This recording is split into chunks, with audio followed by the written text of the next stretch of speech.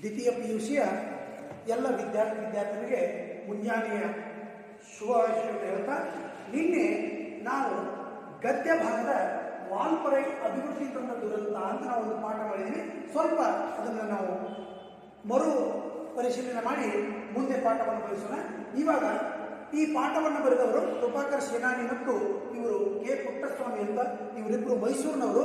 ಇವರು ಛಾಯಾಗ್ರಾಹಕರಾಗಿದ್ದರು. ಇವರು ಜೀವಜಾಲ ಅಂತ ಒಂದು ಕೃತಿಯನ್ನು ಬರೆದಿದ್ರು. ಆಮೇಲೆ ಇವರು ಮಾಡಿದ ಸೀಳು ನಾಯಿಗಳ ಬಗ್ಗೆ ಒಂದು ಸಾಕ್ಷ್ಯ ಚಿತ್ರವನ್ನು ತೆಗೆದಿದ್ದು ಗ್ರೀನ್ ಆಸ್ಕರ್ ಅವಾರ್ಡನ್ನು ತೆಗೆದುಕೊಂಡಿತ್ತು ಅಂತ ನಾವು ನೋಡಿದ್ದೀವಿ.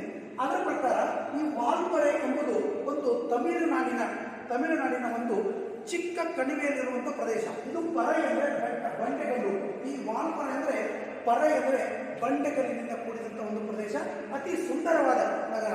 ಅಲ್ಲಿ ನೀವು ನೋಡಿದ್ರಿ, ಒಂದು ಕೊಯಮತ್ತೂರಿನಿಂದ ಸುಮಾರು ದಕ್ಷಿಣಕ್ಕೆ 100 ಕಿಲೋಮೀಟರ್ದಲ್ಲಿ ಹೋದಾಗ ಅಲ್ಲಿ ಈ ವಾಲ್ಪರೈ ಅನ್ನುವಂಥ ಒಂದು ಪ್ರದೇಶ. ಇದಕ್ಕೆ ಮೊದಲು ಯಾವುದೂ ಹೆಸರಿರಲಿಲ್ಲ.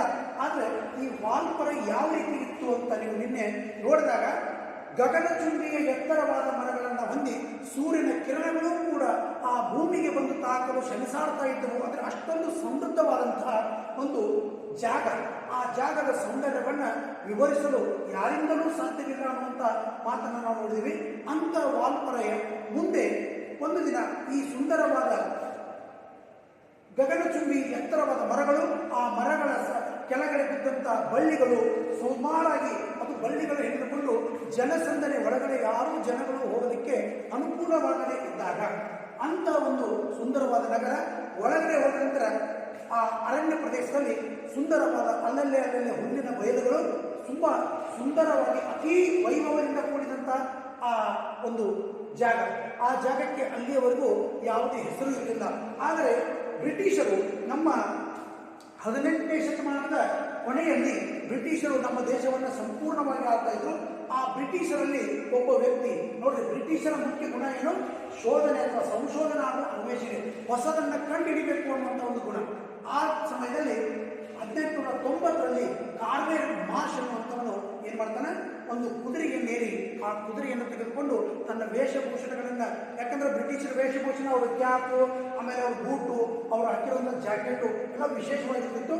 ಅಂತ ಕುದುರೆಯನ್ನು ತಗೊಂಡು ಆ ಸುಂದರವಾದ ಕಾಡಿನಲ್ಲಿ ಬರ್ತಾನೆ. ಮುಂದೆ ಬಂದು ಆ ವಾಲ್ಪರೈ ಅನ್ನುವಂಥ ಒಂದು ಬೆಟ್ಟದಲ್ಲಿ ಬಂದು ದಾರಿ ಕಾಣದೆ ಏನಾಗ್ತದೆ, ಆ ಬೆಟ್ಟ ಎಲ್ಲಿತ್ತಪ್ಪ ಅಂದ್ರೆ ಮಧುಮಲೈ ಬೆಟ್ಟದ ಒಂದು ಕಣಿವೆಯಲ್ಲಿ ಈ ಸುಂದರವಾದ ಜಾಗ. ಅಂಥ ಜಾಗವನ್ನು ಹುಡುಕಾಡ್ಕೊಂಡು ಬರ್ತಾನೆ. ಜಾಗ ತುಂಬಾ ಸುಂದರವಾಗಿತ್ತು. ಆದ್ರೆ ಅವನಿಗೆ ವಾಪಸ್ ಹೋಗೋದಕ್ಕೆ ಕೇಳಬೇಕಂದ್ರೆ ಯಾವ ಜನನೂ ಇಲ್ಲ, ವಾಪಸ್ ಹೋಗೋದಕ್ಕೆ ದಾರಿ ಸಿಗಲಿಲ್ಲ. ಯಾಕೆಂದ್ರೆ ಸುಮಾರು ಆ ಒಂದು ಬೆಟ್ಟದಲ್ಲಿ ನೀವು ಎಲ್ಲಾದರೂ ಒಂದು ಫಾರೆಸ್ಟ್ ಏರಿಯಾಕ್ಕೆ ಹೋದರೆ ಒಂದೇ ಥರನಾದ ಸಾವಿರಾರು ಗಿಡಗಳು ಸಿಗ್ತಾವೆ.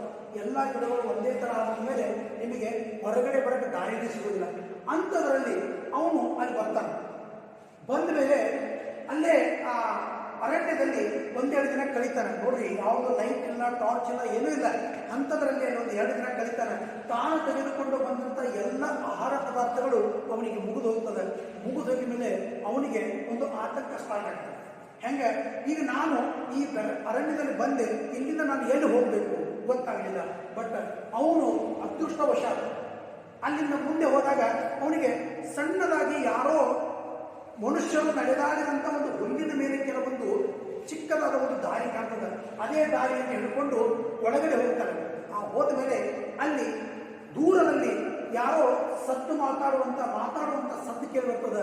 ಅಲ್ಲಿ ಆ ಅರಣ್ಯದಲ್ಲಿ ಅಷ್ಟು ನೋಡ್ರಿ, ಯಾವುದೇ ಜಾಗದಲ್ಲಿ ಜನಸಂದಣಿ ಇಲ್ಲದೂ ಕೂಡ ಅಂತ ಒಂದು ಗಾಜೂರಿನ ಒಂದು ಆ ಮಧುಮಲೈ ಬೆಟ್ಟದಲ್ಲಿ, ಮಹದೇಶ್ವರ ಬೆಟ್ಟದ ಒಂದು ಕಣಿವೆಯಲ್ಲಿ ಅಲ್ಲಿ ಹೋದಾಗ ಅಲ್ಲಿ ಯಾರೋ ಜನಗಳು ಮಾತಾಡೋದು ಕೇಳಿ ಬರ್ತದೆ. ಆ ಮಾತಾಡೋ ಜನಗಳನ್ನು ಹೋಗಿ ಅಲ್ಲಿ ನೋಡ್ತಾನೆ. ಕೇವಲ 4ರಿಂದ 5 ಗುಡಿಸಲುಗಳಿರ್ತಾವೆ. ದೂರಿಂದ ನೋಡ್ತಾನೆ. ಅಲ್ಲಿ ಒಂದು 8-10 ಜನ ಕೂತಿರ್ತಾರೆ. ಇವನು ಕುದುರೆ ತಗೊಂಡು ಹೋಗುವಾಗ ಆ ಕುದುರೆಯ ಒಂದು ಕುರದ ಶಬ್ದ, ಕುರಪುಟ ಅಂತಾರೆ, ಆ ಕುದುರೆಯ ಕುರಪುಟದ ಸದ್ದನ್ನು ಕೇಳಿ ಜನ ಇವನನ್ನು ನೋಡ್ತಾರೆ. ನೋಡಿದ ತಕ್ಷಣ ಏನಾಗ್ತದೆ, ಅವರು ಅರಣ್ಯದಲ್ಲಿರುವವರು ಹುಲಿ, ಸಿಂಹ, ಆಮೇಲೆ ಹಾವು, ಇಂಥ ಎಲ್ಲ ಅರಣ್ಯ ಪ್ರಾಣಿಗಳನ್ನು ನೋಡಿ ಬೆಳೆದವರು ಅವರಿಗೆ ಕುದುರೆ ಯಾವತ್ತೂ ನೋಡಿರಲಿಲ್ಲ. ಅವರಿಗೆ ಈ ಕುದುರೆ ಒಂದು ವಿಶೇಷವಾದ ಪ್ರಾಣಿ ಅಂತ ಅನಿಸ್ತದೆ. ಆಮೇಲೆ ಆ ಕುದುರೆಯ ಮೇಲೆ ಕೂತಂಥವನನ್ನು ನೋಡಿ ಅವನ ಆಶ್ಚರ್ಯಚಕಿತ ಆಗ್ತಾನೆ. ಅವಾಗ ಅವ್ರು ಹೇಳ್ತಾರೆ, ಇವು ಎರಡೂ ಪ್ರಾಣಿಗಳು ಹೊಸದಿದ್ದಾವೆ ತಿಳ್ಕೊಂಡು ಎಲ್ಲರೂ ತಮ್ಮ ತಮ್ಮ ಮಕ್ಕಳಗಳನ್ನು ಗೆಲ್ಕೊಂಡು ಆ ಬೆಟ್ಟದ ದಟ್ಟವಾದ ಅರಣ್ಯದಲ್ಲಿ ಓಡಿ ಹೋಗಿರ್ತಾರೆ. ಓಡಿ ಹೋದ ನಂತರ ಅವನು ಅಲ್ಲಿ ಕುದುರೆಯನ್ನು ತಗೊಂಡು ಬರ್ತಾನೆ. ಆ ಆದಿವಾಸಿಗಳ ಒಂದು ಬುಡಕಟ್ಟ ಜನಾಂಗದ ಒಂದು 5 ಗುಡಿಸಲುಗಳ ಎದುರುಗಳಲ್ಲಿ ನಿಲ್ತಾನೆ. ಅಲ್ಲಿ ಕೇಳಬೇಕಾದ್ರೆ ಯಾರೂ ಇಲ್ಲ. ಅಂಥದ್ರಲ್ಲಿ ಯಾರೋ ಒಳಗಡೆ ಕೆಲಸ ಮಾಡೋ ಸದ್ದು ಕೇಳಬೇಕು. ಆ ಸದ್ದು ಕೇಳಿ ಬಂದಾಗ ಅವರನ್ನು ಕರೀತಾನೆ. ಆದರೆ ಹೊರಗಡೆ ಬಂದ ವ್ಯಕ್ತಿ ದಡುತಿಯ ಶರೀರ, ಸುಂದರವಾದ ಮತ್ತು ಬಲಾಢ್ಯವಾದಂಥ ಆದಿವಾಸಿ ಇರ್ತಾನೆ. ಆ ಆದಿವಾಸಿ ಹೆಸರು ಪೂನಚ್ಚಿ ಅಂತ. ಆ ಪೂನಚ್ಚಿ ಇವನ ಜೊತೆ ಇವನು ಬಂದ ತಕ್ಷಣ ಅವನಿಗೆ ಆದಿವಾಸಿಗಳಿಗೆ ಭಾಷೆ ಬರಲ್ಲ, ಇವನಿಗೆ ಯಾವ ಭಾಷೆನೂ ಗೊತ್ತಿಲ್ಲ. ಆವಾಗ ಈ ಒಬ್ಬ ವ್ಯಕ್ತಿ ನೋಡಿ ಯಾರಾದರೂ ಒಂದ್ಸಲ ಪರಿಚಯ ಆಗಿದ್ರೆ ನಾವು ಅವನ ಜೊತೆ ಮಾತಾಡೋದನ್ನು ಕೂಡ ಒಂದು ಸ್ಮೈಲನ್ನು ಕೊಡ್ತೀವಿ. ಸ್ಮೈಲ್ ಅಂದರೆ ಅದು ಸ್ನೇಹದ ಸಂಕೇತ. ಅವ್ರು ನಮ್ಮನ್ನು ನೋಡಿ ಸ್ಮೈಲ್ ಕೊಟ್ಟಂದ್ರೆ ಆಯ್ತು. ಇವನು ಆ ರೀತಿ ಸ್ಮೈಲ್ ಕೊಟ್ಟದಕ್ಕೆ ಆ ಪೂನಚ್ಚಿಯು ಕೂಡ ಒಂದು ಸ್ನೇಹದ ಸಂಕೇತವಾಗಿ ಇವನ ಜೊತೆ ಅದೇ ರೀತಿ ವರ್ತನೆ ಮಾಡ್ತಾನೆ. ಆ ಪೂನಚ್ಚಿ ಜೊತೆ ಸೇರಿಕೊಂಡು ಸುಮಾರು ದಿನ ಅಲ್ಲೇ ಇರ್ತಾನೆ. ಎಲ್ಲ ಆದಿವಾಸಿಗಳ ಜೊತೆ ಬೆರೆತುಕೊತಾನೆ. ಯಾಕಂದ್ರೆ ಊಟಕ್ಕೆ ಮತ್ತು ಇರಾಕವನಿಗೆ ಆಧಾರ ಆಯಿತು. ಬ್ರಿಟಿಷರು ಯಾರು ಎಲ್ಲಿ ಹೋದ್ರು ವಿಚಾರ ಮಾಡ್ತಿರ್ಲಿಲ್ಲ. ಒಬ್ಬ ಅಧಿಕಾರಿ ಕುದುರೆ ಇಟ್ಕೊಂಡು ಹೋಗೋಣಂದ್ರೆ ಅವ್ನು ಎಲ್ಲೋ ಒಂದು ಕೆಲಸಕ್ಕೆ ಹೋಗಿನಂತ ವಿಚಾರ ಮಾಡ್ತಿದ್ರು. ಇವಾಗ ನಾವು ಸಾಯಂಕಾಲ ಮನೆಗೆ ಬಂದಿದ್ದಂದ್ರೆ ನಮ್ಮ ತಂದೆ ತಾಯಿ ನಮಗೆ ಫೋನ್ ಮಾಡಿ ಕೇಳ್ತಾನೆ. ಅವನು ಸುಮಾರು ದಿನ ಅಲ್ಲೇ ಇರ್ತಾನೆ. ಆ ಸುಂದರವಾದ ಪ್ರದೇಶವನ್ನು ನೋಡಿ ಆ ಜಾಗವನ್ನು ಬಿಟ್ಟು ಹೋಗಲಿಕ್ಕೆ ಅವನಿಗೆ ಮನಸ್ಸು ಮಾಡಿದ್ರು. ಅವಾಗ ಏನ್ ಮಾಡ್ತಾನೆ, ಅಲ್ಲಿಯ ಆ ಪೂನಚ್ಚಿಯ ಸಹಾಯದಿಂದ ಆ ಇಡೀ ಎಲ್ಲ ಒಂದು ಸುತ್ತಲಿನ ಪ್ರದೇಶವನ್ನ ಆ ಸುಮಾರು ಎಷ್ಟು ಕ್ಷೇತ್ರ ಇತ್ತಲ್ಲ, ಅಲ್ಲಿ ಸುಂದರವಾದ ನದಿಗಳು ಹೇಳ್ತಾ ಇದ್ವಿ, ಅಲ್ಲಿ ಹಳ್ಳ ಕೊಳ್ಳಗಳಿದ್ದು, ಹುಲ್ಲಿನ ಗಾವಲುಗಳಿದ್ದು, ಎತ್ತರವಾದ ಗಿಡಮರಗಳಿದ್ದು, ಹಣ್ಣು ಹಂಪಲುಗಳು ಸಂಪದ್ಭರಿತವಾಗಿದ್ದು, ಪ್ರಾಣಿಗಳು ಕೂಡ ಸುಂದರವಾಗಿ ಬದುಕ್ತಾ ಇದ್ವು. ಅಂತ ಒಂದು ಸುಂದರ ಜಾಗದ ಒಂದು ನಕ್ಷೆಯನ್ನು ರೆಡಿ ಮಾಡ್ತಾನೆ. ನೋಡಿ, ನಮ್ಮವರಾದ್ರೆ ಹೋಗಿ ನಾವು ಒಂದು ಗಿಡದ ಬಗ್ಗೆ ಮಲ್ಕೊಂಡು ಆರಾಮ ಮಜಾ ಮಾಡಿ ಮನೆಗೆ ಬರ್ತೀವಿ. ಅಂಥದ್ರಲ್ಲಿ ಆ ನಕ್ಷೆಯನ್ನು ರೆಡಿ ಮಾಡ್ತಾನೆ. ಅಲ್ಲಿರುವ ಸ್ವಲ್ಪ ಹುಲ್ಲುಗಾವಲಿನಲ್ಲಿ ತಾನು ತಂದಂತಹ ಚಹಾ ಬೀಜದ ಕೆಲವೊಂದು ಸಸಿಗಳನ್ನು ನೆಡ್ತಾನೆ. ಆಲ್ರೆಡಿ ನೋಡಿ ಅಲ್ಲಿ ಯಾವ ಗೊಬ್ಬರ ಹಾಕಿಲ್ಲ, ಏನಿಲ್ಲ. ಸುಂದರವಾದ ತಪ್ಪಲುಗಳಿಂದ ಬಿದ್ದಂಥ ಸಾವಯವ ಗೊಬ್ಬರದಿಂದ ರೆಡಿಯಾದಂಥ ಫಲವತ್ತಾದ ಭೂಮಿ. ಆ ಚಹಾ ಬೀಜಗಳು ಅತಿ ಸಮೃದ್ಧಿಯಾಗಿ ಬೆಳೀತವೆ. ಬೆಳೆದ ನಂತರ ಇವನಿಗೆ ಆಶೆ ಹೋಗ್ತದೆ. ಯಾಕಂದ್ರೆ ಇಲ್ಲೇ ಇದ್ಕೊಂಡು ನಾವು ಏನಾದರೂ ಡೆವಲಪ್ ಮಾಡಬೇಕು. ಸ್ವಲ್ಪ ಸ್ವಲ್ಪ ಸ್ವಲ್ಪ ಬೆಟ್ಟವನ್ನು ಕಡಿತಾ ಕಡಿತಾ ಆದಿವಾಸಿಗಳ ಸಹಾಯದಿಂದ ಸುಮಾರು ಎಕರೆ, ಬಹಳ ದೊಡ್ಡ ಏರಿಯಾ ರೀ. ಈಗ ನೋಡಿ ನೀವು ಮಡಿಕೇರಿ, ಚಿಕ್ಕಮಗಳೂರೆಲ್ಲ ಹೋದ್ರೆ ಆ ಬೆಟ್ಟದ ಒಂದು ಇಳಿಜಾರದಲ್ಲಿ ಕೇವಲ ನಾವು ಕಾಫಿ ತೋಟವನ್ನು ಕಾಣಬಹುದು. ಯಾಕಂದ್ರೆ ಎತ್ತರವಾದ ಗಿಡಗಳ ನಂತರ ಕಡದಕ್ಕಾರೆ. ಅದಕ್ಕಾಗಿ ಆ ಕಾಫಿ ತೋಟದ ಬೇರು ಕಡಿಮೆ ಇರ್ತದೆ, ಎತ್ತರವಾದ ಗಿಡಗಳ ಬೇರು ಉದ್ದವಾಗಿರ್ತದೆ. ಆ ಉದ್ದವಾದ ಬೇರುಗಳಿಂದ ಇಲ್ಲಿವರೆಗೂ ಯಾವ ಬೆಟ್ಟಗಳು ಜರುಗ್ತಾ ಇರಲಿಲ್ಲ. ಈ ಮಳೆಗಾಲಕ್ಕೆ ಕಾಫಿ ತೋಟದಲ್ಲಿ ಕೊಡಗು, ಮಂಡ್ಯ ಎಲ್ಲ ಆ ಕೊಡಗು, ಚಿಕ್ಕಮಗಳೂರೆಲ್ಲ ಗುಡ್ಡಗಳು ಕುಸಿದು ಬೀಳ್ತಾ ಇದ್ದಾವೆ. ಯಾಕಂದ್ರೆ ಆ ನಿಸರ್ಗವನ್ನು ನಾವು ಹಾಳು ಮಾಡ್ತಾ ಇದ್ದೀವಿ. ಅದೇ ರೀತಿ ಈ ಚಹಾ ಬೀಜಗಳು ಯಾವಾಗ ಈ ವಾಲ್ಪಾறை ಅನ್ನುವಂಥ ಒಂದು ಸುಂದರ ತಾಣದಲ್ಲಿ ನೆಟ್ಟಲು ಅವತ್ತಿಂದ ಶುರುವಾಯಿತು. ಇಲ್ಲಿ ಈ ಜನಗಳ ಹೆಸರಿಗೆ ಈ ಜಾಗದ ಅಭಿವೃದ್ಧಿ ಆಯಿತು. ಆದರೆ ಪ್ರಕೃತಿ ಹೆಸರಿಗೆ ಅದೊಂದು ದುರಂತ ಆಯಿತು. ಅವತ್ತಿಂದ ಆ ಪ್ರಕೃತಿಯ ಸೊಬಗು ಮನುಷ್ಯನ ಒಂದು ದುರಾಶೆಯಿಂದ ನಾಶ ಆಗಕ್ಕೆ ಶುರುವಾಯಿತು. ಆಗ ಆ ಚಹಾದ ಬೀಜವನ್ನು ಬೆಳೀತಾ ಬೆಳೀತಾ ಬೆಳೀತಾ ಅಲ್ಲಿ ಸುಂದರವಾದ ಜೀವನವನ್ನು ನಡೆಸ್ತಾ ಇದ್ದಾಗ 1934ರಲ್ಲಿ ಅವನು ನಿಧನ ಆಗಿಬಿಡ್ತಾನೆ. ಯಾರು? ಕಾರ್ವೇರ್ ಮಾಷ್. ಕಾರ್ವೇರ್ ಮಾಷ್ ತಿಳ್ಕೊಂಡ ಮೇಲೆ ಆವಾಗ 1934 ಮುಂದೆ ಸ್ವತಂತ್ರದ ನಂತರ ಅಲ್ಲಿವರೆಗೂ ಚಹಾದ ಬೀಜಗಳು ಬೆಳೀತಾ ಇದ್ವು. ಸ್ವತಂತ್ರದ ನಂತರ ಜನ ಏನ್ ಮಾಡಿದ್ರು, ನಮ್ಮ ಸರ್ಕಾರ ಆ ಚಹಾವನ್ನ ಉದ್ಯಮಿಯಾಗಿ ಮಾಡಿಬಿಟ್ಟು ಆ ಚಹಾದ ಉದ್ಯಮ ಪ್ರಾರಂಭ ಆಯಿತು. ಈಗ ಉದ್ಯಮ ಅಂದ ತಕ್ಷಣ ಫ್ಯಾಕ್ಟ್ರಿ ಬೇಕು, ವರ್ಕರ್ ಬೇಕು, ಅಲ್ಲಿ ಜನ ಬೇಕು. ಅದಕ್ಕೆ ಏನಾಯ್ತು, ಮೊದಲು ಕಟ್ಟಿಗೆ ಕಡಿಯೋದನ್ನು ಪ್ರಾರಂಭ ಆಯಿತು. ಯಾಕಂದ್ರೆ ಫ್ಯಾಕ್ಟ್ರಿ ಮಾಡ್ಬೇಕಲ್ರಿ, ಫ್ಯಾಕ್ಟ್ರಿ ಮಾಡ್ಬೇಕಂದ್ರೆ ಒಂದು ಸುಂದರವಾದ ಜಾಗ ಬೇಕು. ಆ ಜಾಗಕ್ಕೆ ಅಲ್ಲಿ ಏನಾಗ್ತದೆ, ಅಲ್ಲಿ ಜನಗಳು ಬಂದು ಕಾರ್ಯವನ್ನು ಮಾಡಕ್ಕೆ ಸ್ಟಾರ್ಟ್ ಮಾಡ್ತಾರೆ. ಆ ಜನಗಳು ಬಂದ ಮೇಲೆ ಆ ಕಟ್ಟಿಗೆ ಜಿನ್ನುಗಳನ್ನು ಹೊಡೆದು ಹೋಗದ ಕಟ್ಟಿಗೆಗಳನ್ನು ಕೊಂಡುಕೊಳ್ಳಕ್ಕೆ ಕಾಂಟ್ರಾಕ್ಟರ್ ಬರ್ತಾರೆ. ಆ ಕಾಂಟ್ರಾಕ್ಟರ್ ಬಂದ ಮೇಲೆ ಲಾರಿ, ಬಸ್ಸು, ಟ್ರಕ್ಕು ಎಲ್ಲ ಆಗ್ತದೆ. ಸುಂದರವಾದ ಆ ನಗರದಲ್ಲಿ ಕಾಂಕ್ರೀಟ್ ರೋಡ್ಗಳು ರೆಡಿ ಆಗ್ತವೆ. ಆ ರೋಡ್ಗಳು ಜೀವ ಸಂಕುಲದ ಒಂದು ಇಡೀ ವಾಲ್ಪಾறை ಒಂದು ಹಸಿರು ಕಂಪನಿ ಹೊರಟಾಗಿತ್ತು ಅಂತ ಹೇಳಿ ಆ ಎಲ್ಲಿ ನೋಡಿದರೂ ಆ ಕೊನೆಯವರೆಗೂ ಹಸಿರಾದ ಆ ಚಹಾದ ಮರಗಳು ಕಾಣ್ತಾ ಇದ್ವು ಅಂತ ನಾವು ನೋಡಿ. ಅಲ್ಲಿ ನೋಡ್ರಿ, ಆ ಪ್ರಕೃತಿ ನಾಶದಿಂದ ಸ್ವಲ್ಪ ಮಟ್ಟಿಗೆ ಜನಗಳಿಗೆ ನಿರುದ್ಯೋಗ ಸಮಸ್ಯೆ ಹೋಯಿತು. ಆದರೆ ಪ್ರಕೃತಿ ನಾಶ ಪ್ರಾರಂಭವಾಯಿತು. ಇನ್ನು ಪಾಠವನ್ನು ಮುಂದುವರಿಸೋಣ. ಆದರೆ ಈ ಅಭಿವೃದ್ಧಿ ಅಲ್ಲಿನ ಜೀವ ಸಂಕುಲಗಳ ಮೇಲೆ ಪರಿಣಾಮ ಬೀರಿತು ನೋಡಿ.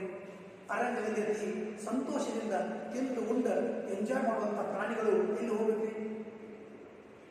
ಮೊದಲ ಹಾವುಗಳು ಧೈರ್ಯದಿಂದ ಇರ್ತಿದ್ದು ಮನುಷ್ಯ ಆಗಿ ಹೊರಟಿದ್ದ. ಈಗ ಪಾಪ ಯಾವಾಗ ಒಂದು ಸಿಟಿ ಒಳಗೊಂದು ಹಾವು ಬಂದ್ರೆ ಅದು ಜನಗಳ ಗದ್ದಲ, ಜನಗಳ ಪರಿಸರವನ್ನು ನೋಡಿ, ಜನಗಳ ಇರುವಂಥ ಆ ಜನಗಳ ಒಂದು ವೈರತ್ವವನ್ನು, ಕ್ರೂರತ್ವವನ್ನು ನೋಡಿ ಆ ಹಾವುಗಳ ಒಂದು ಜಾಗ ಹಿಡಿದುಕೊಂಡಾಗ್ತಾರೆ.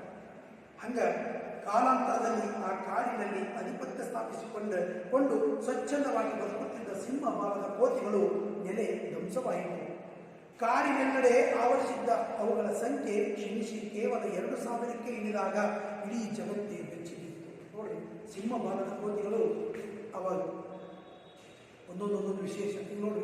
ಕೆಲವೊಂದು ಕಡೆ ನಾವು ಏನದಾವ ನವಿಲುಗಳದಾವ, ಕೆಲವೊಂದು ಕಡೆ ನವಿಲನ್ನು ಏನು ಗೊತ್ತಿಲ್ಲ, ಕೆಲವೊಂದು ಕಡೆ ಮೊಲಗಳದಾವ. ಈ ಯಾವ್ದಾದ್ರು ಸಿಟಿ ಹುಡುಗ ಅಡ್ಡೊಂದು ಏನೋ ಆದ್ರೆ ಅಲ್ಲೊಂದು ಏನೋ ಹೋಯ್ತಂತಾನ, ಅದನ್ನು ಮೊಲ ಅನ್ನೋದು ಗೊತ್ತಿಲ್ಲ. ಅವೆಲ್ಲ ಚಿತ್ರದಾಗ ಮಾತ್ರ ನೋಡ್ಯಾವ. ನರಿ ಅಂದ್ರೆ ಗೊತ್ತಿಲ್ಲ, ನರಿ ಬಂದು ಎದುರು ನಾಯಿ ಅಂತಾವ, ನಾಯಿ ಗೊತ್ತಿಲ್ಲ, ತೋಳು ಗೊತ್ತಿಲ್ಲ. ನಾಯಿ ಎದುರು ಮುಟ್ಟಾಕ ಹೋದ್ರೆ ತೋಳು ಬಿಡುತ್ತಂತದು. ಇಂಥ ಪರಿಸ್ಥಿತಿ ಆಗಿ ಹೋಯ್ತು. ಅಪರೂಪದ ಸಿಂಹಭಾಗದ ಕೋತಿಗಳ ಸಂತತಿ ವಂಶ ನಾಶನ ಅಂಚಿನಲ್ಲಿರುವುದು ಸ್ಪಷ್ಟವಾಯಿತು. ಇದರೊಂದಿಗೆ ಕಣ್ಮರೆಯಾದ ಅನೇಕ ಜೀವ ಸಂಕುಲಗಳು ಬೆಳಕಿಗೆ ಬಂದವು. ಇದು ಒಂದಾದ್ರೆ ಬೇರೆ ಬೇರೆ ಬೇರೆ ಬೇರೆ ಇಡೀ ಇವು ಸ್ವಲ್ಪನೇ ಉಳಿದಾವೆ. ಇನ್ನೂ ಕೆಲವೊಂದು ಚಿಕ್ಕ ಒಂದು ಅದೇನಂತಾರಲ್ಲ ಅಲ್ಪಸಂಖ್ಯಾತರ ಪ್ರಾಣಿಗಳು ಅವು ಸತ್ತು ಹೋಗ್ಯಾವ.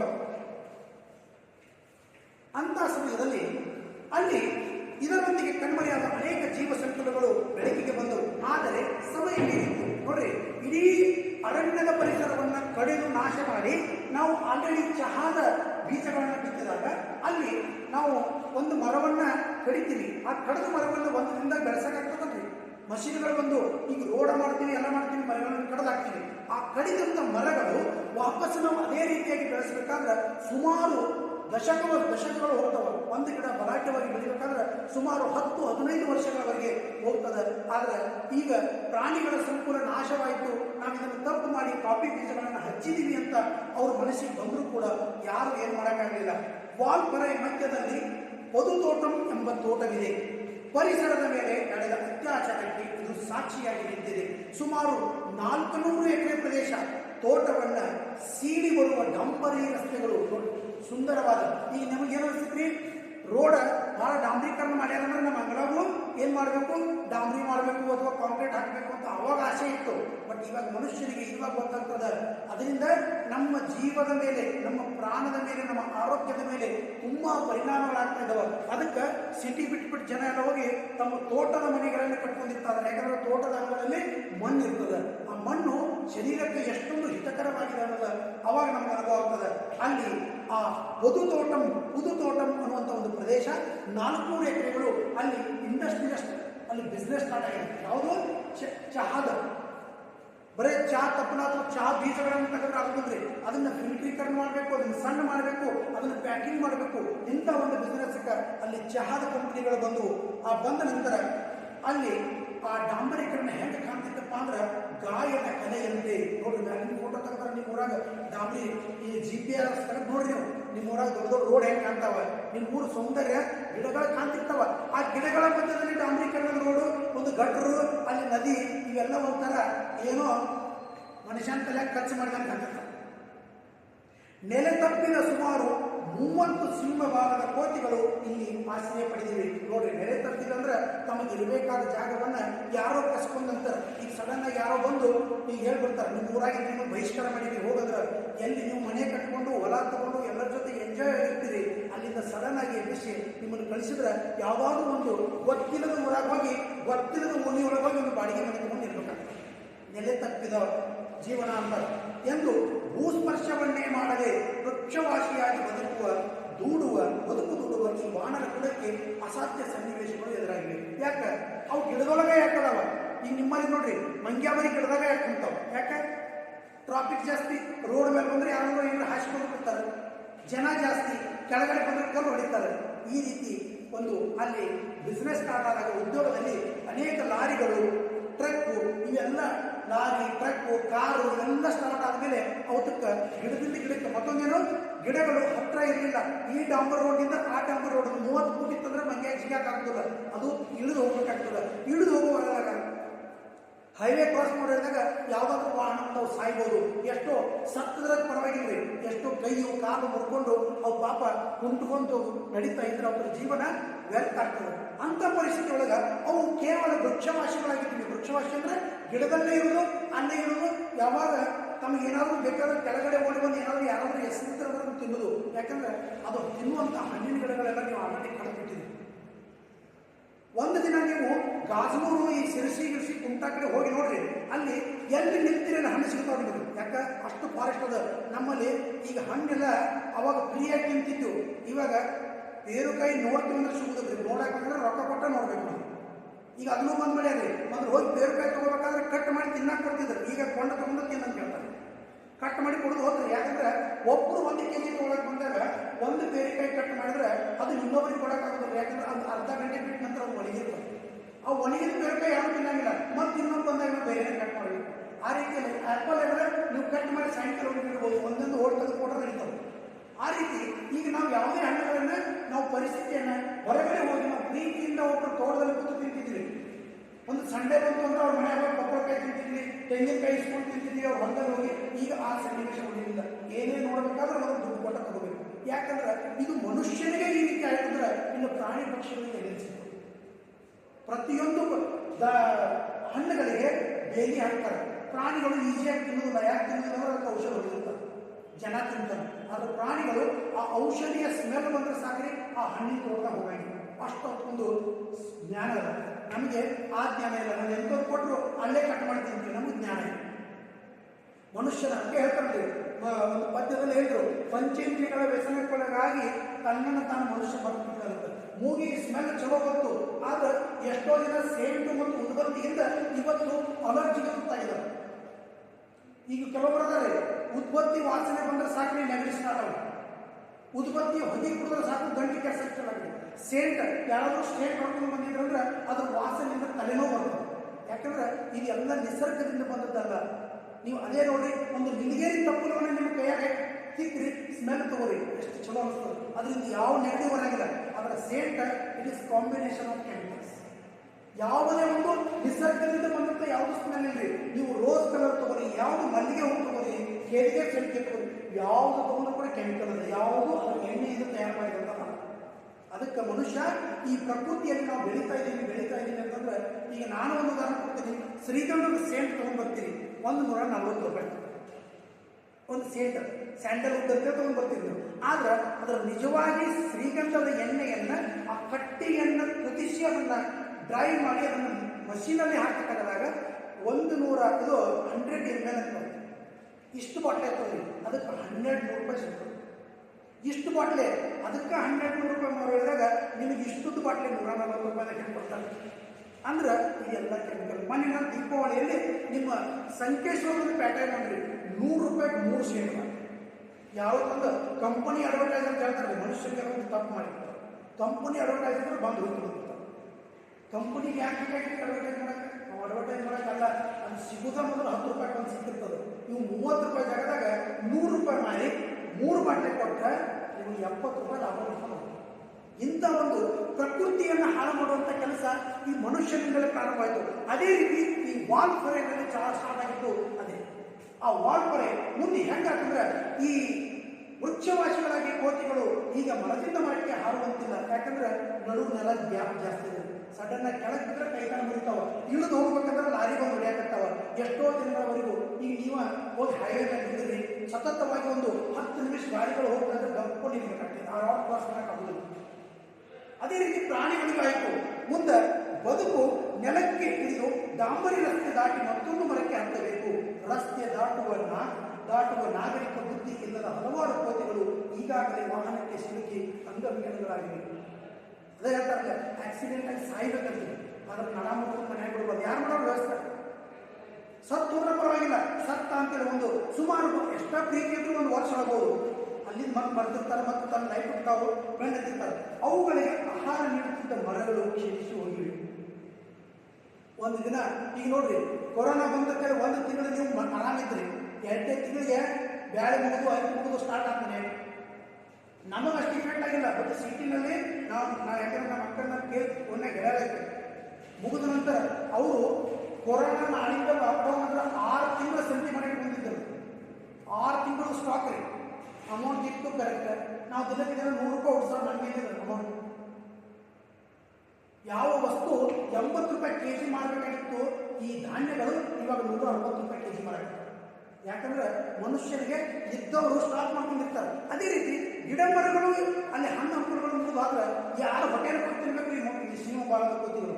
ಅವಕ್ಕೆ ಯಾರು ಆಹಾರ ಕೊಡಲಿಲ್ಲ. ಯಾಕೆಂದರೆ ಅವು ನೋಡ್ರಿ, ಆಹಾರ ನೀಡುವಂಥ ಮರಗಳು ಚಿಂತಿಸವು. ಅವುಗಳಿಗೆ ದಯಾಮೃತ್ಯು ಮೆರ್ಸಿ ಕಿಲ್ಲಿಂಗ್ ಅಂತ, ದಯಾಮೃತ್ಯು ಅಂತೇಳಿ ಒಂದು ಕಾನೂನಿನಾಗ ಒಂದು ಕಾಯ್ದೆ ಅದ. ಈ ದಯಾಮೃತ್ಯು ಅಂತ ಏನಂದ್ರೆ, ಒಬ್ಬ ವ್ಯಕ್ತಿ ಸುಮಾರು 3 ರಿಂದ 5 ವರ್ಷಗಳವರೆಗೆ ಯಾವುದೇ ಚಲನವಲನವನ್ನು ಮಾಡದೆ ಜೀವಂತವಾಗಿ ಬದುಕಿದ್ದರೆ, ಹೇಳೋದಿಲ್ಲ, ಊಟಿಲ್ಲ, ಒಂದು ಚಮಚ ನೀರ 5-6 ವರ್ಷಗಳ ಹಸಿಯಾಗಿದ್ದಿರ್ತಾರೆ, ಅವರಿಗೆ ಕೋರ್ಟ್ ದಯಾಮೃತ್ಯು ಅಂತ, ಮರ್ಸಿ ಕಿಲ್ಲಿಂಗ್ ಅಂತ ಇಂಜೆಕ್ಷನ್ ಮಾಡಿ ಕೊಡ್ತಾರೆ. ಅವ್ನು ಹೇಳಿರಂಗಿಲ್ಲ. ಮತ್ತು ಎಷ್ಟೋ ಜನ ಅಪ್ಲಿಕೇಶನ್ ಹಾಕ್ತಾರೆ, ನನಗೆ ದಯಾಮೃತ್ಯು ಕರುಣಿಸಿದೆ. ಮೆಡಿಕಲ್ ಅದನ್ನು ಟ್ರೀಟ್ಮೆಂಟ್ ಕೊಡ್ತಾರೆ. ಟ್ರೀಟ್ಮೆಂಟ್ ನೋಡಿ ಡಾಕ್ಟರ್ನ ಕೇಳ್ತಾರೆ, ಇವನು ಯಾವ ನರಗಳು ಇನ್ನು ಮುಂದೆ ಕೆಲಸ ಮಾಡೋಲ್ರಿ, ಬಟ್ ಅವ್ನು ಯಾವಾಗ ಸಾಯ್ತಾನೆ ಗೊತ್ತಿಲ್ಲ. ಅವಾಗ ಗೌರ್ಮೆಂಟ್ ಆರ್ಡರ್ ಕೊಡ್ತಾರೆ, ಅವನಿಗೆ ಇಂಜೆಕ್ಷನ್ ಮಾಡಿ ಕೊಲ್ರಿ, ನಮ್ಮನ್ನು ಕೊಲ್ರಿ ಅನ್ನುವಂಥ ಮಟ್ಟಿಗೆ ಜೀವನ ಬಂದ್ಬಿಡ್ತಾರೆ. 70 ವರ್ಷ ಆಯುಷ್ಯದ, 40 ವರ್ಷಕ್ಕೆ ನಡ ಮುಗಿದೋದು, 30 ವರ್ಷ ಯಾರು ಜೀವನ ಮಾಡೋದು? ಯಾಕಂದ್ರೆ 1-2 ಎಲ್ಲ ಹಾಸಿಗೆಗಾದ್ರೆ ಯಾರು ತೆಗಿತಾರೆ ಡೈಲಿ? ಇಂಥ ಒಂದು ದಯಾಮೃತ್ಯು ಅಂದರೆ ತಮ್ಮನ್ನು ತಾವ ಸಾಯಬೇಕು ಅನ್ನೋಂಥ ಮಟ್ಟಿಗೆ ಬಂದವು. ಪಾಪ ಕಾನೂನಿನಲ್ಲಿ ಅವಕಾಶವಿಲ್ಲ ಅವಾಗ. ಏಕೆಂದರೆ ಅವು ಕೆಂಪು ಪಟ್ಟಿಯಲ್ಲಿ ಸೇರಿದ ಜೀವಿಗಳು. ಕೆಂಪು ಪಟ್ಟಿ ಅಂದ್ರೆ ಅನಾಹುತದ ಅಂಚಿನಲ್ಲಿರುವಂಥ ಒಂದು, ಇದರ ಸಂತತಿ ಮುಗಿದು ಹೊಟ್ಟಿತ್ತು ಅಂದ್ರೆ ಅದಕ್ಕೆ ಏನಂತೀವಿ? ಕೆಂಪು ಪಟ್ಟಿ. ಇವನ್ನ ಇಲ್ಲಪ್ಪ ಅವೆಲ್ಲ ಅಂಗಡಿಗಳು ಕೊಂದು ಬಿಡೋದು ಅಂದ್ರೆ ಕಾನೂನು ಏನು ಹೇಳ್ತದೆ, ಇವನ್ನೆಲ್ಲ ಕೊಂದು ಬಿಟ್ಟರೆ ಮುಂದಿನ ಪೀಳಿಗೆ ನೋಡಕ್ಕೆ ಸಿಗೋದಿಲ್ಲ. ಈ ಬಿಳಿ ಹುಲಿಗಳು ರೇವಾ ಅನ್ನುವಂಥ ಒಂದು ಮಧ್ಯಪ್ರದೇಶದ ರೇವಾ ಫಾರೆಸ್ಟ್ ಆಗದವು. ಎಷ್ಟದವ್ರಿ? ಈಗ ಸುಮಾರು ಕೇವಲ 2,000 ಹುಲಿಗಳು, ಬಿಳಿ ಹುಲಿಗಳು. ಅವನ್ನ ಬಿಳಿ ಹುಲಿಗಳನ್ನೆಲ್ಲ ಕೊಂದು ಬಿಟ್ಟರೆ ಮುಂದಿನ ಪೀಳಿಗೆ ಬಿಳಿ ಹುಲಿ ಎಲ್ಲಿ ತರೋದ್ರಿ? ಅದಕ್ಕೆ ದಯಾಮೃತ್ಯುವನ್ನು ಕಾನೂನು ಕೊಡಲಿಲ್ಲ. ಇನ್ನು ಕೆಂಪು ಬಟ್ಟೆಯಲ್ಲಿರುವ ಜೀವಿಗಳು ಬೇರೆ ಸ್ಥಳಾಂತರಿಸುವ ಕ್ರಿಯೆಯಲ್ಲೂ ಅಧಿಕ ಸಾವು ನೋವು ಸಹಜ. ಅವನ್ನ ಗಾಡಿಯಾಗ ಹಾಕೊಂಡು ಎಲ್ಲ ಬೇರೆ ಕಡೆ ಇರಬೇಕಾದ್ರೆ ಅವು ಅಂಜಿ ಎಂಟೋ ತಾವು ಒಳಗೆ ಬಡದಾಗ ಸತ್ತೋಗ್ತಾವೆ. ಯಾಕಂದ್ರೆ ಈ ನೋಡ್ರಿ, ಮುಂದೆ ಟ್ಯಾಂಪೋದಾಗ ಎತ್ಕೊಳ್ತಾವ, ಎಮ್ಮೆ ಹಾಕೊಂಡು ಹೋಗ್ತಿರ್ತೀವಿ, ಅವು ಹಿಂದೆ ಬ್ರೇಕ್ ಬಡ್ದಾಗ ಒಂದು ಹಾಯ್ತಿರ್ತಾವ, ಎಲ್ಲೆಲ್ಲೋ ಖರ್ಚಾಗಿ ಅದು ಕರೆಕ್ಟ್ ಬರ್ತಿರ್ತದೆ ದನಿ. ಆದ್ರೆ ಆ ದನ ಕರ್ಕೊಂಡು ಹೋಗಿ ಡ್ರೈವರ್ಗೆ ಅರ್ಥ ಆಗೋದ್ರಿ. ನಾವೇನು ಮಾಡ್ತಾನೆ, ಆ ಮುಂದೆ ಮನೆ ಹಾಕೊಂಡು ಹೋಗ್ತಿರ್ತಾನೆ, ಬ್ರೇಕ್ ಬಡದಂದ್ರೆ ಹೋಗಿ ಪಾಪ ಮುಂದಿನ ಮನೆ ಹೋಗಿ ಹಾಯ್ತಿರ್ತಾವೆ. ಈಗ ನೋಡ್ರಿ ಕಬ್ಬನ ಸುತ್ತಿರ್ತಾವೆ. ಈ ರೀತಿ ನಡೆದಾಗ ಇದರಿಂದಾಗಿ ವಿಜ್ಞಾನಿಗಳು, ಅರಣ್ಯ ಇಲಾಖೆಗಳು ಅಸಹಾಯಕರಾಗಿದ್ದಾರೆ. ಸೈಂಟಿಸ್ಟ್ಗಳಿಗೂ ಏನು ಮಾಡೋಕ್ಕಾಗ್ತಾ ಇಲ್ಲ, ಆಮೇಲೆ ವೆಟರ್ನರಿ ಡಾಕ್ಟರ್ಗಳಿಗೂ ಅವ್ರು ಮೇಂಟೈನ್ ಮಾಡೋಕ್ಕಾಗ್ತಾ ಇಲ್ಲ. ಮುಂದೆ ಈ ಫಾರೆಸ್ಟ್ ಡಿಪಾರ್ಟ್ಮೆಂಟ್ದವರು ಅದನ್ನು ಏನೂ ಮಾಡೋಕ್ಕಾಗ್ತಿಲ್ಲ. ಈಗ ನೀವು ಅರಣ್ಯದಾಗ ನೋಡ್ರಿ, ಎಲ್ಲೋ ಚಿರತೆ ಬಂದಂದ್ರೂ ಅದನ್ನು ಹೊಡೆಯಾಗಿಲ್ಲ, ಫಾರೆಸ್ಟ್ ಅವ್ರನ್ನ ಹಿಡ್ಕೊಂಡು ಹೋಗ್ತಾರೆ. ಆ 2-3 ಮಂದಿನ ಅದನ್ನು ಕೊಂದದಂದ್ರೂ ಕೂಡ ಅವ್ರು ಶೂಟ್ ಮಾಡೋಂಗಿಲ್ಲ. ಅದನ್ನು ಏನೋ ಮಾಡಿ ಅದಕ್ಕೊಂದು ಇಂಜೆಕ್ಷನ್ ಬಿಟ್ಟು ಆ ಇಂಜೆಕ್ಷನ್ ಶೂಟ್ ಮಾಡಿ ಅದನ್ನು ಬೇಶುದ್ಧಿ ಮಾಡಿ ಅದನ್ನು ಗಾಡಿ ಒಳಗೆ ಹಾಕೊಂಡು ತೊಗೊಂಡೋಗಿ ಫಾರೆಸ್ಟ್ ಆಗಿರ್ತಾರೆ. ಯಾಕಂದ್ರೆ ಅವುಗಳ ಸಂತತಿನ ನಾಶ ಆಗ್ತದೆ, ಅವನ್ನ ಕಾಯ್ಬೇಕು ನಾವಿನ್ನು. ಬದುಕುಳಿಯಲು ಅವು ಊರಿನ ಅಂಗಳದ ಕಸದ ತೊಟ್ಟಿಯಲ್ಲಿ ಆಹಾರ ಹುಡುಕುತ್ತಾ ಬದುಕು ಹುಡುಕ್ತೀವಿ. ಬಟ್ಟಿ ಸಿಗಲಿಲ್ಲ ಅಂದ್ರೆ ಏನು ಮಾಡ್ತೀವಿ? ನಮಗಾದ ಅನುಭವ, ನೀವು ಮಣ್ಣಿನ ಹೊರಗೆ ಬಂದಿರೋದು ಗೊತ್ತಿಲ್ಲ. ಕೊರೋನಾ ಟೈಮ್ದಾಗ ನಾವು ಹಾದಿ ಬೀದಿ ಎಲ್ಲೂ ಹೋಟೆಲ್ ಸಿಗ್ತೀವಿ, ನಾವು ಬರಬಾರ್ದು. ಮುಂಜಾನೆ 8 ಗಂಟೆಗೆ ಮನೆ ಬಿಟ್ಟಾಗ ರಾತ್ರಿ 8 ಗಂಟೆಗೆ ಬರೀ ನೀರು ಮೇಲೆ ಬಂದಿವ್ರಿ. ನೀರು ಬೇರೆ ಕಡೆ ಕುಡಿಯೋದಿಲ್ಲ, ಎಲ್ಲರೂ ಹೋಗಿ ಬಾಣ್ಯಾಗ ಹೋಗ್ತಾರೆ, ಎಲ್ಲರೂ ಒಂದು ಚಾಯಿ ಒಳಗೆ ಒಂದು ಬಾಟ್ಲಿ ತುಂಬಿಕೊಂಡು ಅದನ್ನ ಕುಡಿದ್ರು. ಯಾಕೆ? ಕೊರೋನಾ ಹೋಟೆಲೆಲ್ಲ ಬಂದು ಈ ಪರಿಸ್ಥಿತಿ ನಮಗಾಗಿದೆ. ಇನ್ನು ವಾಲ್ಬಯನ ಸಮಸ್ಯೆ ಕೇವಲ ಸಿಂಹಬಾಲದ ಕೋತಿಗಳಷ್ಟೇ ಸೀಮಿತವಾಗಿರಲಿಲ್ಲ, ಅದು ಕಷ್ಟ ಆಗಲಿಲ್ಲ. ಈ ನಾವೊಂದು ಸಿಂಹಬಾಲದ ಕೋತಿಗಳ ಬಗ್ಗೆ ಒಂದು ಚರ್ಚೆ ಮಾಡಿದ್ದೀವಿ, ಆದರೆ ಅದು ಅಷ್ಟೇ ಇರಲಿಲ್ಲ. ವಾಣಿಜ್ಯ ವ್ಯಾಪಾರದ ದೃಷ್ಟಿಯಿಂದ ಶ್ರೀಮಂತ ಪ್ರದೇಶಗಳನ್ನು ಗುರುತಿಸಿಕೊಂಡಿದ್ದ ಅದು ಈಗ ತತ್ತರಿಸುತ್ತಿದೆ. ಯಾಕಂದ್ರೆ ಮೊದಲು ಒಂದು ಕಾಲಕ್ಕೆ ಚಹಾದ ವ್ಯಾಪಾರ ಸುಮಾರಾಗಿ ನಡೆದಿತ್ತು, ಆದರೆ ಇವಾಗ ಅಲ್ಲಿಲ್ಲ. ಈಗ ಅಂತಾರಾಷ್ಟ್ರೀಯ ವಿದ್ಯಮಾನಗಳು ವಾಲ್ಪರೆಯ ಆರ್ಥಿಕ ಸ್ಥಿತಿಗೆ ಕುತ್ತು ತಂದಿವೆ. ಯಾಕಂದ್ರೆ ಟ್ಯಾಕ್ಸ್ ಅದು ಇದು ಅಂದ್ರೆ ಅಷ್ಟು ಇನ್ಕಮ್ ಆಗೋದಿಲ್ಲ. ಆ ಬಿಸ್ನೆಸ್ ಕೂಡ ಡೆವಲಪ್ ಸ್ಟಾರ್ಟ್ ಆಗಿದೆ. ವಿಶ್ವ ಮಾರುಕಟ್ಟೆಯಲ್ಲಿ ಚಹಾದ ಬೇಡಿಕೆ ಕುಸಿಯುತ್ತಿದೆ. ಯಾಕಂದ್ರೆ ಇದಕ್ಕಿಂತ ಕ್ವಾಲಿಟಿ ಚಹಾ ಹೊರದೇಶದಲ್ಲಿ ಬರ್ತದೆ. ನಾವು ಹೋಗಿ ಕೇಳ್ತೀವಿ, ಈ ಚಹಾ ಪುಡಿಯಲ್ಲಿ ನಮ್ಮ ಬರೀ ಇಂಡಿಯಾದಾಗ ಒಂದು 50 ಮಂದಿ ಚಹಾ ಪುಡಿ, ಆಸಾಮದ, ಮಣಿಪುರದ, ಕಣ್ಣನ್ ದೇವನದ ಎಲ್ಲ ಬೆಟ್ಟಗಳು ಹೆಸರು. ಮಣಿಪುರ ಬೆಟ್ಟದಿಂದ ತಂದದ್ದು, ಆಸಾಂ ಬೆಟ್ಟದಿಂದ ತಂದದ್ದು, ಕಣ್ಣನ್ ದೇವನ ಬೆಟ್ಟದಿಂದ ತಂದದ್ದು, ಇವೆಲ್ಲವನ್ನ ನಾವೇನಂತೀವಿ. ಹೌದು, ನಮ್ಮಲ್ಲೇ ಬೇಡಿಕೆ ಹೆಚ್ಚಾಗಿ ಆ ಅಂತಾರಾಷ್ಟ್ರೀಯ ಮಟ್ಟದಾಗ ಇದರದ್ದು ಡಿಮಾಂಡ್ ಕಡಿಮೆ ಆಗಿದೆ. ಯಾಕಂದ್ರೆ ಫಾರೆಸ್ಟ್ ಚಾ ಕಡೆಯಾಗಿಲ್ಲ, ಫಾರಿನ್ದಾಗ ಕಾಫಿ ಹೆಚ್ಚಿಬಿಡ್ತಾರೆ. ನಮ್ಮ ದೇಶದ ಕಾಫಿಗೆ ಹೆಚ್ಚು ಬೆಲೆ ಇದೆ. ಇನ್ನು ವಾಲ್ಪರೇನ ಆರ್ಥಿಕ ಸ್ಥಿತಿ ಕುತ್ತು ತಂದಿದೆ. ವಿಶ್ವ ಮಾರುಕಟ್ಟೆಯಲ್ಲಿ ಚಹಾದ ಬೇಡಿಕೆ ಕುಸಿದಿದೆ. ರಫ್ತು ಇಳಿಮುಖಗೊಂಡು ಚಹಾ ತೋಟಗಳು ನಷ್ಟದಲ್ಲಿವೆ. ಬದುಕುಳಿಯಲು ತೋಟದ ಮಾಲೀಕರು ಉತ್ಪಾದನಾ ವೆಚ್ಚ ಕಡಿತಗೊಳಿಸಲು ಅನಿವಾರ್ಯತೆ ಇರುತ್ತದೆ. ನೋಡಿ, ಉತ್ಪಾದನಾ ವೆಚ್ಚ, ನಾವು ತಯಾರು ಮಾಡುವಂಥ ಟ್ಯಾಕ್ಸ್ ನಮಗೆ ರೇಟ್ ಕಡಿಮೆ ಮಾಡ್ತದೆ. ಈಗ ಒಂದು ಉದಾಹರಣೆ, ಕಬ್ಬು ಹೆಕ್ಟರ್ ಒಯ್ತಾರೆ. ನಿಮ್ಮ 1 ಟನ್ ಕಬ್ಬದಿಂದ ಅವರು ಸುಮಾರು 8,000 ರೂಪಾಯಿ ಗಳಿಸ್ತಾರೆ. ನಿಮಗೆ ಎಷ್ಟು ಕೊಡ್ತಾರೆ? 2,500. ಅವಾಗ ರೈತರ ಬದುಕು, ಇವ ಒಂದು ಎಕರೆಗೆ 60,000 ರಿಂದ 70,000 ಖರ್ಚು ಮಾಡಿರ್ತಾನೆ. ಅವನಿಗೆಲ್ಲ ಹೋಗಿ 1,20,000 ಬಂದಿರಂಗಿಲ್ಲ. ಅವ್ನಿಗೆ ಉಳಿದಷ್ಟು ವರ್ಷನ ದುಡಿದು ಕೇವಲ 30,000 ರಿಂದ 40,000 ರೂಪಾಯಿ ಉಳಿತದೆ ಒಂದು ಎಕರೆ. ಅದಕ್ಕೆ ಮನುಷ್ಯ ಏನು ಮಾಡ್ತಾನೆ, ಈ ಎಕರೆ ಮಾರಿ ಎಫ್ ಡಿ ಇಟ್ಟು ಆರಾಮಿರೋ ಸ್ವಲ್ಪ ಈ ಎಫ್ ಡಿ ಅಮೌಂಟ್ ಬಡ್ಡಿ ಇದಕ್ಕೆ ತೆಗೆದು ಬರ್ತದೆ ಅಂತ ಒಂದು ಭ್ರಮೆಗೆ ಬಿಡ್ಬಿಡ್ತಾನೆ. ಅದಕ್ಕೆ ಅಗ್ರಿಕಲ್ಚರ್ ಆಟೋಮೆಟಿಕಲಿ ಕಡಿಮೆ ಆಗ್ತಾ ಹೋಗ್ತದೆ. ಯಾಕಂದ್ರೆ ಮುಂದೆ ಬರುತ್ತಾ ಈ ನಮ್ಮ ಜೀವನ ನೋಡ್ರಿ, ಎಲ್ಲ ಬ್ಯಾಂಕ್ಗಳನ್ನು ಮರ್ಜ್ ಮಾಡಕತ್ತಾರೆ. 2 ಬ್ಯಾಂಕನ್ನು ಕೂಡಿಸಿ ಒಂದು ಬ್ಯಾಂಕ್ ಮಾಡಕತ್ತಾರೆ. ಮೊನ್ನೆ 4 ಬ್ಯಾಂಕನ್ನು ಕೂಡಿಸಿ ಒಂದು ಬ್ಯಾಂಕ್ ಮಾಡಿದ್ರು. ಈ ಒಂದು ಬ್ಯಾಂಕಲ್ಲಿ 20 ಜನ ಅವರಿಗೆ ಕೆಲಸಗಾರ. ಆ 2 ಬ್ಯಾಂಕ್ ಕೂಡಿ ಒಂದು ದೊಡ್ಡ ಸಂಸ್ಥೆ ಮಾಡ್ತೀವಿ ಅಂದ್ರೆ 30 ಜನರನ್ನು ತಗೋತಾರೆ. 4 ಬ್ಯಾಂಕ್ದಾಗ 80 ಜನ ಇದ್ದಾಗ ಕೇವಲ 30 ಜನರನ್ನು ತಗೋದ್ರೆ 50 ಜನ ನಿರುದ್ಯೋಗಿ. ಆ 50 ಜನ ಏನು ಹೋಗುವುದು? ನಿಮಗೆ ಇಲ್ಲಿದ ಒಂದು ಉದಾಹರಣೆ ಕೊಡ್ತೀನಿ. ನಮ್ಮಲ್ಲಿ 18 ಜನರನ್ನು ತಗೋತಾರೆ ಇಂಜಿನಿಯರಿಂಗ್. ಇಂಥ ಒಂದು ಪರಿಸ್ಥಿತಿ ಏನು ಬರ್ತದೆ, ಈ ಕೆಲಸದ ಒತ್ತಡದಿಂದ ಬರ್ತದೆ. ಅಲ್ಲಿ ಕಂಗಾಲಾದ ಈ ಕಾರ್ಮಿಕರು ಪಟ್ಟಿ ಕೂಡೋದಕ್ಕೆ ಏನು ಮಾಡಿದ್ರು, ಸ್ಟ್ರೈಕ್ ಚಾಲೂ ಮಾಡಬೇಕಲ್ರಿ, ನಮ್ಮನ್ನು ಕರ್ಕೊರಂತೇಳಿ. ಹೀಗಾಗಿ ವಾಲ್ಪೈರಿನ ಹಿಂದಿನ ಭವ್ಯವೆಲ್ಲ ಹೋಯ್ತು. ಮುಂದೆ ನೋಡಿ, ಒಂದು ಫ್ಯಾಕ್ಟ್ರಿ ಜೋರಾಗಿ ನಡೀತಿರ್ತದೆ.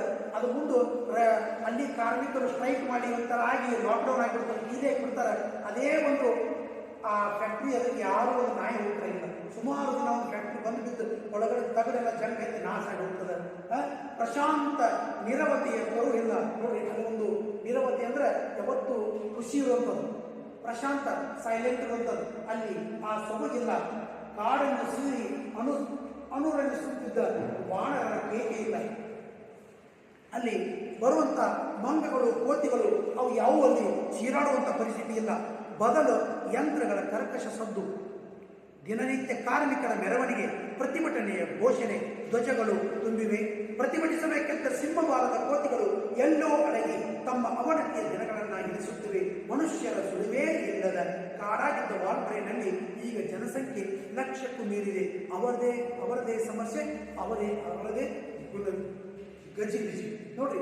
ಜನ ಆಗಿರು ಅಲ್ಲಿ ಸೌಂದರ್ಯ ಹೊತ್ತು ಬರೇ ಸಾಯನ, ಈ ಫ್ಯಾಕ್ಟ್ರಿ ಜನ, ಫ್ಯಾಕ್ಟ್ರಿ ಹಾರ್ನ, ಫ್ಯಾಕ್ಟ್ರಿ ವಾಹನಗಳ ಹಾರ್ನ, ಇಂಥ ಪರಿಸ್ಥಿತಿಯಲ್ಲಿಯೂ ಹಾಡು ಹಕ್ಕಿಗಳಾದ ವಿಲಿಂಗ್ ಥ್ರಶ್ಗಳು ಬದುಕುಳಿದ ಛಲ ಕೊಟ್ಟಿವೆ.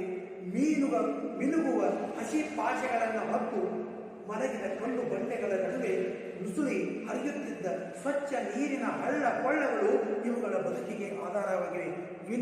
ವಿಷಲಿಂಗ್ ಥ್ರಶ್ ಅಂತ ಕೆಲವೊಂದು ಚಿಕ್ಕ ಚಿಕ್ಕ ಪ್ರಾಣಿಗಳು ಆ ಹರಿಯುವ ನೀರಿನ ಕಲ್ಲುಗಳ ಕೆಳಗೆ, ಪಾಚಿ ಅಂದರೆ ಕಪ್ಪೆ ಮಾಸಿನ ಕೆಳಗೆ ಎದ್ದುಕೊಂಡು ಬದುಕಾಕತ್ತವ. ಈಗ ಪರಿಸ್ಥಿತಿ ಬದಲಾಗಿದೆ. ಜಲಪಾತಗಳ ಪಾತ್ರಗಳನ್ನೆಲ್ಲ ಆಕ್ರಮಿಸಿ ಮೆಲ್ಲನೆ ತವಳುತ್ತಿರುವ ಕೊಳಚೆ ನೀರಿನ ಚರಂಡಿಗೆ ಈಗ ಆ ಹಾಡು ಹಕ್ಕಿಗಳ ನೆಲೆ ನೋಡ್ರಿ. ವಿಷಲಿಂಗ್ ಥ್ರಶ್ ಅಂತ ಅವು ಎಷ್ಟೋ ಸುಂದರವಾಗಿ ನೀರಿನಲ್ಲಿ ತಮ್ಮ ಸದ್ದನ್ನು ತೆಗೆದು ಹಾಡುವಂಥ ಪರಿಸ್ಥಿತಿ ಹೋಗಿ ಇವಾಗ ಕೊಳಚೆ ಚರಂಡಿಗಳು ಅಂದರೆ ಘಟ್ಟದೊಳಗೆ ಅವು ಬದುಕು ಪರಿಸ್ಥಿತಿ ಬಂದದ. ಅವುಗಳ ಬದುಕು ಮುಂದೆ ಹೇಗೋ ಏನು, ಆದರೆ ತಮ್ಮ ನೋವಿನ ನಡುವೆಯೂ ಮುಂಜಾನೆ ಬೇಗನೆ ಎದ್ದು ರಾಗವಾಗಿ ಹಾಡುವುದನ್ನು ಮಾತ್ರ ಬಿಟ್ಟಿಲ್ಲ. ಹಾಡುವುದು ಅವುಗಳಿಗೆ ಅನಿವಾರ್ಯ, ಅವುಗಳ ಕರ್ಮ. ನೋಡಿ, ಮಾತ್ರ ಕೆಲಸ ಪಾಪ ಅವು ಹಾಡೇ ಬದುಕಬೇಕು.